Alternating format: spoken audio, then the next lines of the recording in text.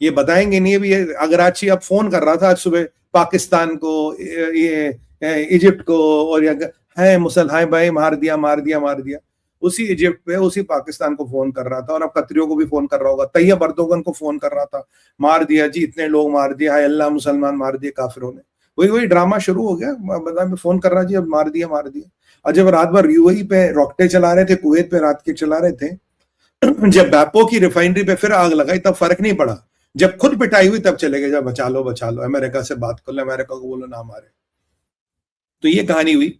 तो the special forces ने वो एयरबेस को फोर्टिफाई किया, उस क्षेत्र को फोर्टिफाई किया, क्योंकि हमेशा आपको थ्रेट बड़े आईआरजीसी के लोगों से नहीं है, जहादी मलेशिया आसपास के लोकल्स हंटर्स, वो पूरे बंदूक लेके आ गए थे मारने, उनका ऑब्जेक्टिव तो था मारना। तो करीब 24 से 48 घंटे तक दे होल्ड द फोर्ट, उन्होंने फोर्ट को होल्ड किया। Finally after a big gun fight, fire fight, they destroyed everybody who was trying to come to near this that. और उसके बाद they kind of evacuated their people, उन्होंने निकला, और जाते जाते वो जो मेकशिफ्ट एयरबेस थी उसको भी डिस्ट्रॉय कर लिया, जो भी वहां इक्विपमेंट वगैरह नीचे थे कंप्लीटली उनको डिस्ट्रॉय कर दिया, एंड दे लेफ्ट।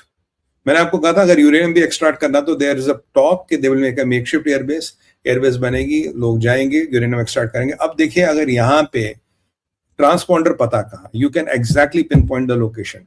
तो अगर इनके पास मिसाइल ही थी, वो भेजे क्यों नहीं? They should have sent the missile to those location. तो ऑब्वियसली भेजी होंगी, इंटरसेप्ट होगी। डांसिंग मिसाइल कहाँ गई? डांसिंग मिसाइल खुर्रम शहर कहाँ गया? और वो क्या है वो फतेह, अब्दाली, रुदाली, वटएवर जो नाम इनकी मिसाइलें कहाँ गई? They could not do.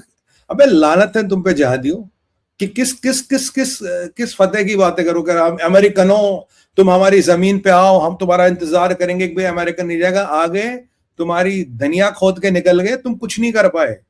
American आए, एयरबेस बनाया, तुम्हारी धनिया खोद के निकल गए, तुम्हारे कुछ 100 लोगों को मार के चले गए। You could not do anything. That is what the reality is. Islamic ब्रवाडो कहना बहुत अच्छा बात, बहुत आसान है। ये कर देंगे, वो कर देंगे, काफिरों के साथ ऐसे कर देंगे, ये कर देंगे, हम तैयार है, ईरान की जमीन में कोई आएगा वापस नहीं जाएगा। क्या कर लिया तुमने? ये 70 साल के कमांडरों को बोलो रिटायर हो जाए, नहीं तो रिटायर कर दिए जाएंगे। I am very happy what has happened because this myth had to be shattered. तुम्हारी जमीन पे अमेरिका आया, 48 घंटे रहा, अपने बंदे को निकाल गया, जगह तुम्हें पता, टाइम तुम्हें पता, कहां बंदा क्या पता, तो what the hell could you do? Mushtaba has want Trump.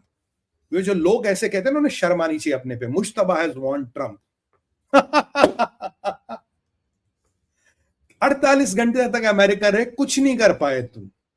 अब जमीन पे थे ना, अब तो एयर सिक्योरिटी की बात नहीं, कोई इनके पास जेट नहीं, जमीन पे थे ना, तुम्हारी जमीन पे थे ना, क्या कर लिया तुमने? कुछ नहीं कर लिया तुमने। इनफैक्ट बैसेज मलेशिया के काफी लोगों को एलिमिनेट किया गया है, बैसेज मलेशिया के काफी लोगों को मारा गया है, and this is how it has been done. और उनके लोग काफी एलिमिनेट हुए, ये भी एक वास्तविकता है, और इनको किसी एयर पावर से नहीं मारा गया। अब आईआरजीसी का बड़ा एम्बैरेसमेंट हुआ, मेकशिफ्ट एयरबेस ही वो निकल गया। और इसके अलावा मैंने आपको बोला था, इजराइल ने इनके सारे पेट्रोकेमिकल के मेन प्लांट्स को ध्वस्त कर दिया, कार्रवाई जारी है। अब एक north Korean, NK link is north Korean link, एक नॉर्थ कोरियन लिंक भी इमर्ज आया है। नॉर्थ कोरियन लिंक कैसा? नॉर्थ कोरियन लिंक में यह है कि नॉर्थ कोरिया में ऐसा माना जाता है इनके पास जो काफी मिसाइल है और जो काफी चीजें ये यूज कर रहे थे, ये चाइना की भी नहीं थी, नॉर्थ कोरिया की थी। तो चाइना का लिंक तो था ही था, चाइना का मसाला तो था ही था। नॉर्थ कोरिया का भी असला लिया, रंग किया, अफजाली, रुदाली, वटएवर ऊपर लिख दिया, गजाली, और उसको यूज किया। अब जब अमेरिकन ने इसका अध्ययन किया, जब इजरायलियों ने अध्ययन किया, तो पता लगा ये तो नॉर्थ कोरियन आर्सनल है, एज इट इज यूज किया गया। तो नॉर्थ कोरिया ने इन्हें मिसाइलें बेची है, इन्होंने नॉर्थ कोरिया से भी खूब सामान लिया है, और वो नॉर्थ कोरिया का सामान इन्होंने अमेरिका और इन्होंने इजराइल के अगेंस्ट यूज किया है। तो यहाँ इक्वेशन में एक नया चेंज आ जाती है, एक नया खिलाड़ी आ जाता है, वो है नॉर्थ कोरिया। और नॉर्थ कोरिया के आने से इक्वेशंस और पैराडाइम्स फिर बदलते हैं, फिर again the things change, again the equation change, because north Korea has entered the picture. तो ये नॉर्थ कोरिया का लिंक भी क्लियर आ गया है। किम जबकि चुपचाप बैठा, बट माल इनको बेचा, तो चाइना से माल लिया, नॉर्थ कोरिया से माल लिया, और यहाँ रशिया का नाम बदनाम हो रहा था, माल आ रहा था चाइना और नॉर्थ कोरिया से।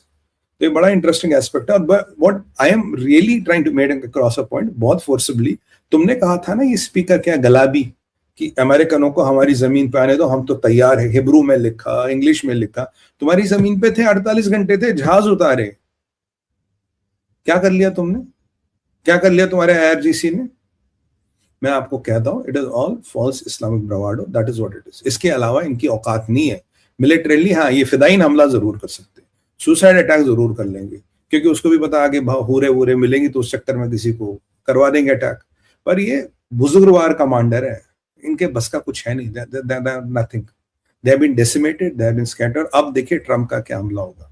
अब ट्रम्प का बिग क्लेम क्या, जरा इस पे भी बात करें।